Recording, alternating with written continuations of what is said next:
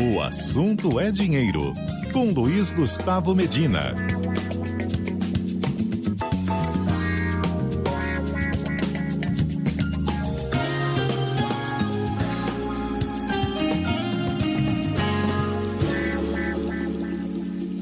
Teco. Oi, Sardenberg, boa tarde, Cássia, boa tarde aos ouvintes, tudo bem? Tudo certo, Teco, boa tarde. Teco, nós temos dados aqui, você tem dados que mostram que o brasileiro terminou o ano de 2025 mais endividado do que estava em 2024, Teco. Que dados são esses? Pois é, né? São dados da Confederação Nacional do Comércio, né? A gente acabou falando um monte de vezes ao longo do ano, né, Sardenberg, que esse número sempre estava ruim, normalmente piorando em relação ao mês anterior, então não chega a ser uma surpresa, apesar de ter melhorado na passagem de novembro para dezembro, né, mostrou uma piora. Os brasileiros têm mais brasileiro endividado, a situação está pior ao final de 25 comparado com 24. Então, o número é 78,9% das famílias estão endividadas, isso é 2,2% maior do que era no ano passado, em 24, na verdade. Quando o índice de inadimplência também melhorou, né, em relação na passagem de novembro para dezembro, mas piorou em relação ao ano anterior, estamos falando aí de 29,4%, e as famílias que afirmam que não têm condição de pagar essas contas, 12,6%. Então, apesar da economia ter tido mais um ano de crescimento, da gente ter tido, enfim, desemprego muito baixo para a nossa média histórica, né, a gente também teve uma Selic altíssima, né, que evidentemente atrapalha o cara que está endividado, mas os números vêm sendo sistematicamente ruins, né, Sardenberg? E a gente lembra que foram feitas várias coisas ali para tentar melhorar essa conta, né? Eu lembro ali do Desenrola, tem outros negócios de negociação também foram tentados feitos pelo governo, mas não deu, né? Um número muito ruim e assim, o que acende o sinal laranja dessa história toda é como é que vai ser quando a economia crescer um pouco menos, que provavelmente é o caso desse ano, né? A expectativa de crescimento para esse ano é 1,6%, que é um crescimento, enfim, fraco, né? É um fim aí de ciclo, né? Porque a gente já está crescendo já há 5, 6 anos, mas é um crescimento bem abaixo do que a gente já teve 2 anos atrás, quando estava acima de 3, por exemplo, né? Agora, Teco, para a gente entender direitinho aqui, você falou que são 78,9% das famílias estão endividadas, né? Uhum.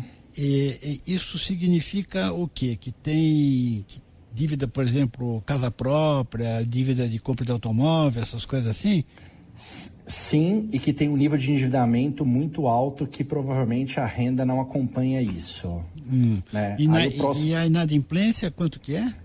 Aí o próximo passo é isso, vai para a inadimplência, né? Que chegou a 30% em outubro, fechou o ano em 29,5% de famílias que já estão atrasando conta, né? Então, está naquela situação que o cara tem 10, tem 11 para pagar, uma conta fica pendurada para outro mês, né? Tá, isso é 30%. E 13% de pessoas que estão, de 13% de famílias que afirmam que não vem solução para o problema, é um nível de endividamento muito acima da renda e não sabe como vai fazer isso, não tem perspectiva de resolver isso. Tá certo. Então tá, agora a família estar endividada não significa que está inadimplente, né, em outras palavras. Sim, mas aqui, né, Sardenberg, e assim, a gente já falou que... Por exemplo, inclui dívida do cartão de crédito?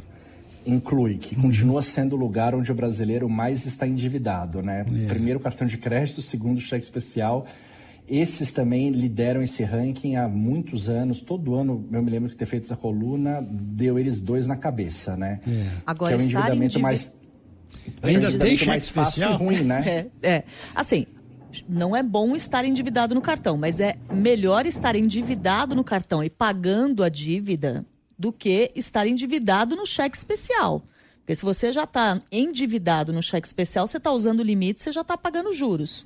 Se você tem a fatura a pagar do cartão, mas você vem pagando essa fatura, essa notícia é menos ruim do que a do cheque especial, né? De fato a gente pode olhar isso, né, Cássia, por diversos ângulos, mas assim, olhando tudo que a gente tem visto aí no último ano, nos últimos 2 anos, A verdade é que o brasileiro está empipinado, né? Você muda o número para cá, muda para lá, a explicação é uma, a explicação é outra. As pessoas estão com muita coisa para pagar, não estão conseguindo dar conta.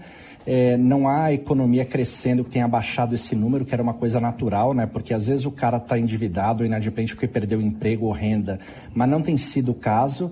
Então, quando você imagina que o cara arruma um emprego, que ele vai começar a pôr a casa em ordem. Mas isso não tem acontecido, né? O desemprego, se a gente parar a pensar nos últimos 3 anos, o desemprego deve ter caído, sei lá, de 9, 10 para 5, né?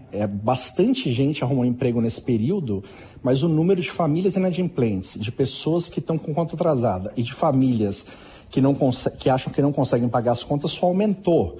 E isso é uma coisa que a gente não estava acostumado, né? A gente tem que olhar para onde está indo esse dinheiro.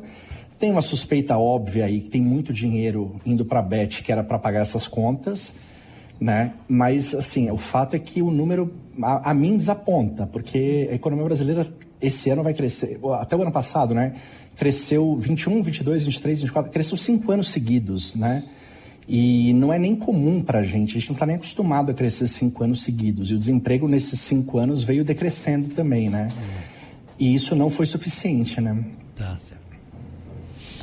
Obrigado, Teco. Até amanhã. Até amanhã. Tchau, tchau. Até.